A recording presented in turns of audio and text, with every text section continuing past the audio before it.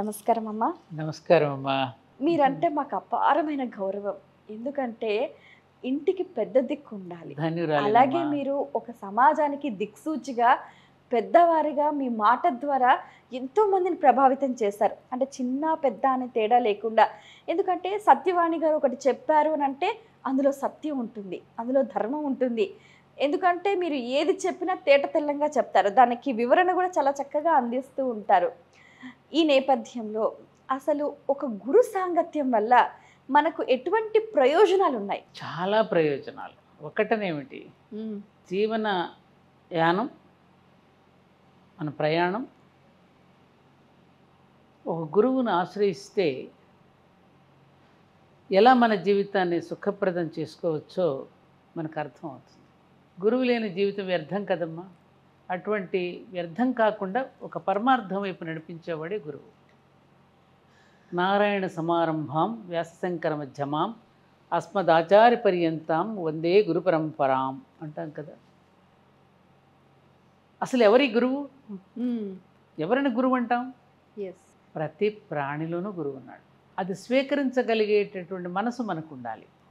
అటువైపుకి మన మనసు ఎప్పుడైతే ఉన్ముఖత చూపిస్తుందో ప్రతి ప్రాణి నుంచి, ప్రతి మనిషి నుంచి, ప్రతి జీవరాశి నుంచి కూడా మనం నేర్చుకోవాల్సిన అంశాలు ఉన్నాయి. అదే కదమ్మా దత్తాత్రేయ గారు చెప్తారు కదా, గ్రద్ద నుంచి ఏమి నేర్చుకోవాలో, కోడి నుంచి ఏమి నేర్చుకోవాలో, చీమ నుంచి ఏమి నేర్చుకోవాలో, కొంగ నుంచి ఏమి నేర్చుకోవాలో, ఒక కుక్క నుంచి నేర్చుకోవాల్సింది ఏమిటో, ఒక కోడి నుంచి నేర్చుకోవాల్సింది ఏమిటో, ఇవన్నీ ప్రతి ప్రాణి నుంచి మనం తీసుకోగలిగితే అనేక పాఠాలు మనం నేర్చుకోవచ్చు. ఆ పరిశీలన దృష్టి మనకు ఉండాలి. ఈ రణగణ ధ్వనుల మధ్య ఈ గందరగోళంలో జీవిస్తున్నటువంటి ఈ కాలపు జీవన విధానంలో అది పరిశీలించే తీరిక, ఓపిక మనకు ఉండడంలా కదా. అందుకని ఇప్పుడు నా జీవితంలోకి వస్తే, చిన్నప్పుడు నాకు ఊహ తెలిసిన తర్వాత నన్ను ప్రాథమిక పాఠశాలలో వేసినప్పుడు మాకు పోతురాజు గారని ఒక మాస్టర్ ఉండేవారు. మా నాన్నగారికి కూడా ఆయనే టీచర్. వావ్, ఇది చాలా గ్రేట్. అసలు మా నాన్నగారికి కూడా పాఠాలు నేర్పింది ఆయనే. ఆయన ఒక పదాన్ని ఎలా ఉచ్చరించాలి, వ్రాసేటప్పుడు వ్రాత కూడా ఎలా ఉండాలి, పదే పదే మన చేత ఉచ్చరింపచేస్తూ ఉచ్చారణ విషయంలో చక్కగా నేర్పినటువంటి వారు మాకు పోతురాజు మాస్టర్ గారు. ఒక క్రమశిక్షణ. గ్రామంలో ఆయన బయటకు వస్తున్నారు ఉంటేనే ఇళ్లలో పెద్దవాళ్ళు కూడా దాక్కునేవారు. అంత భయభక్తులు ఉండేవి పోతురాజు గారు మాస్టర్ గారంటే. ఇంకా కొంచెం పెరిగిన తర్వాత ముసలి మాస్టారు అనేవాళ్ళం. ఆ ఊరిలో ఇట్లాగ వేసవి కాలం వచ్చిందంటే పిల్లలందరినీ తను చేరపిలిచి తన విద్యార్థుల్ని తొంగచాపలు ఉండేవి, ఆ తొంగచాపల మీద పడుకోబెట్టి నిద్ర పోనిచ్చి ఒక కూజా నిండా చల్లటి నీళ్లు పెట్టి నిద్ర లేచిన తర్వాత చల్లటి నీళ్లు తాగించి చక్కగా చిన్న చిన్న పద్యాలు మాకు నేర్పించు చక్కగా పాఠాలు బోధించేటటువంటి ముసలి మాస్టర్. ఆయన ముసలి మాస్టర్ అనేది పేరు పడిపోయింది. అలా ఆ తర్వాత కొంచెం హై స్కూల్కి ఆ టైంకి వెళ్ళేసరికి కేటీఎల్ నరసింహాచార్యులు గారని తెలుగు మాస్టర్, వారు గోదా గ్రంథమాలను నడిపేవారమ్మా. ఆయన గొప్ప రచయిత. గొప్ప గొప్ప వాళ్ళ జీవిత చరిత్రలన్నీ రాసేవారు. తెలుగు భాష పట్ల నాలో ఒక అనురక్తిని, ఒక అభిమానాన్ని పెంచింది కేటీఎల్ నరసింహాచార్యులు గారు. ఓహో. వారు రైటింగ్ బాగుండేది కాదు.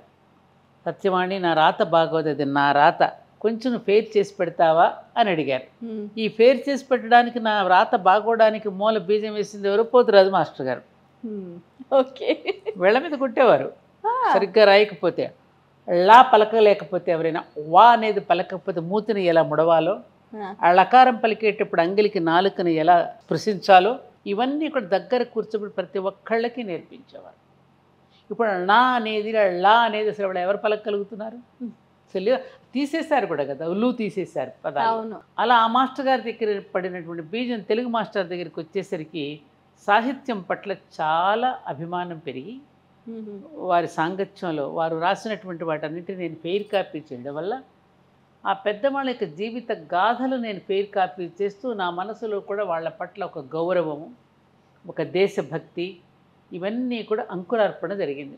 లాల్ బహదూర్ శాస్త్రి గారు అలాగే రవీంద్రనాథ్ ఠాగూర్ వారి ప్రభావం మీ మీద ఎలా పడిందంటారు? రవీంద్రనాథ్ ఠాగూర్ గారిది మాకు ఒక పాఠం ఉండేదమ్మా, ఇంగ్లీష్లో ఒకటి ఉండేది. మ్మ్. అదొక ప్రేయర్ అనమాట. This is my prayer to the my lord, strike at the penury in my heart, give me the strength lightly to bear my joys and sorrows. జీవితంలో వచ్చే కష్ట సుఖాలని సమానంగా చూసే శక్తిని, అది ఎదుర్కోగలిగినటువంటి స్ట్రెంగ్త్ నాకు ఇవ్వమని కోరేటువంటి ప్రార్థన అది. ఆ చిన్నప్పుడు ఆ ప్రేయర్ నాకు బాగా నచ్చింది. అది ఠాగూర్ గారిది ఆ విధంగా ప్రేయర్ మీద ఆయన రచించిన గీతాంజలిలో ఉన్నటువంటి మరికొన్ని ప్రేయర్స్, వారి రచనలు. లాల్ బహదూర్ శాస్త్రిజీ తెలుగు మాస్టర్ గారు వారి జీవిత చరిత్ర రాసి నన్ను ఫెయిర్ చేయమన్నారు కదా, ఆ ఫెయిర్ చేస్తున్నప్పుడే నాలో ఆయనకున్నటువంటి నిరాడంబరత, సత్యశీలత, సౌశీల్యం ఇవన్నీ కూడా మనసులో పడి, అప్పుడు నేను కొంచెం బాగా చదువుకున్నటువంటి వాళ్ళలో గొప్ప గొప్ప వాళ్ళు ఉండేవారు కదా, అప్పుడు ఉన్నటువంటి రచయితలు, ముఖ్యంగా శ్రీ సూర్యదేవర సంజీవదేవి గారని గొప్ప తత్వవేత్త, మంచి చిత్రకారుడు కూడా. ఆయన చదువుకున్నది 6వ తరగతి శాంతినికేతన్ రవీంద్రనాథ్ ఠాగూర్ గారి దగ్గర ఒక 6వ తరగతి వరకు చదువుకున్నారు. అంతకంటే ఆయన చదువుకోలేదు. నేను పెద్దగా చదువుకోలేదుగా, నేను చదువుకున్నది కూడా ఓన్లీ SSLC మాత్రమే. జిల్లా పరిషత్ హై స్కూల్లో నా చదువు అంతటితో పూర్తయింది. కానీ మీరు జీవితాన్ని చదివేశారు. అదే గురువుల యొక్క సాంగత్యం యొక్క గొప్పతనం. జీవితం వేరు, జీవనం వేరు కదమ్మా. టెక్స్ట్ బుక్కుల్లో ఉండేదంతా మనకి జీవనానికి, ఉద్యోగానికి కావలసిన అంశాలు కానీ మరికొన్ని అంశాలు ఉంటాయి. కానీ జీవితంలో అంశాలను ఎప్పుడు మనం గుర్తుపెట్టుకోగా, చిన్నప్పుడు ఈ గురువులు చెప్పిన కొన్ని మాటలే మన జీవితం మీద ప్రభావితం అవుతాయి కదా. సో ఆ విధంగా ఇంతమంది యొక్క ప్రభావం కూడా నా మీద ఉండడం అది ఒక ఎత్తు.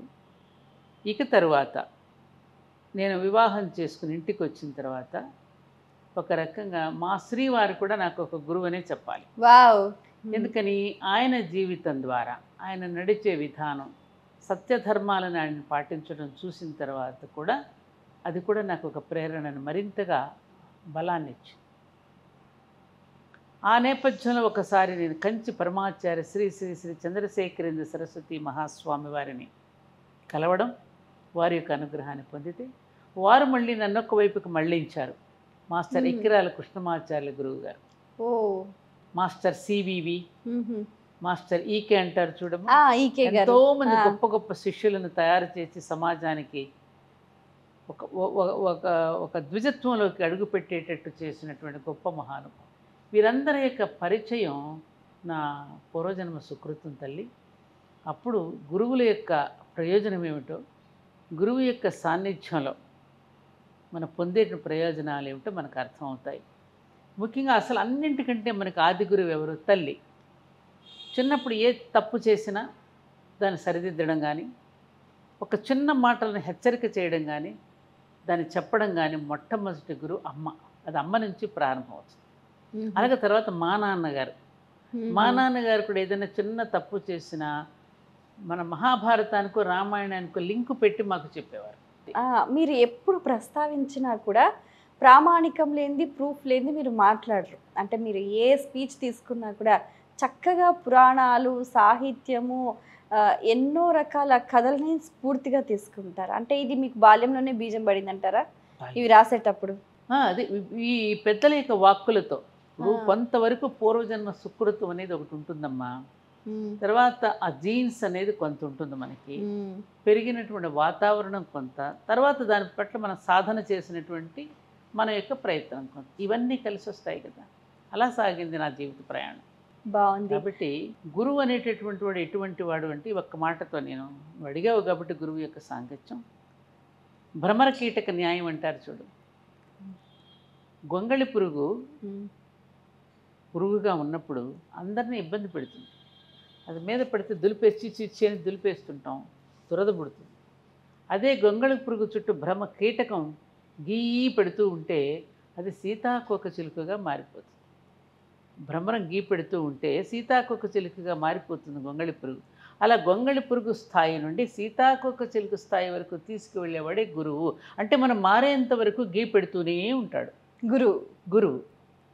అలాగే చూడు, ధృతరాష్ట్రుడు కూడా మారేంత వరకు కూడా విదురుడు చెప్తూనే ఉండేవాడు. ఇకనైనా కళ్ళు తెరవయ్యా, నీ మనోనేత్రాన్ని తెరవయ్యా, ఎప్పటికైనా ఈ పుత్ర వ్యామోహంతో నీకు చాలా చెడ్డ పేరు తెచ్చుకుంటున్నావు, ఇది కరెక్ట్ కాదు అని ఎన్ని రకాలుగా చెప్పాడు విదురుడు. ప్రకటనలు మీవి, ప్రచారాలు మావి, జీవితంలోని వెలుగులందరివి. PMC తెలుగు ఛానల్లో మీ యాడ్స్ కోసం సంప్రదించవలసిన ఫోన్ నంబర్స్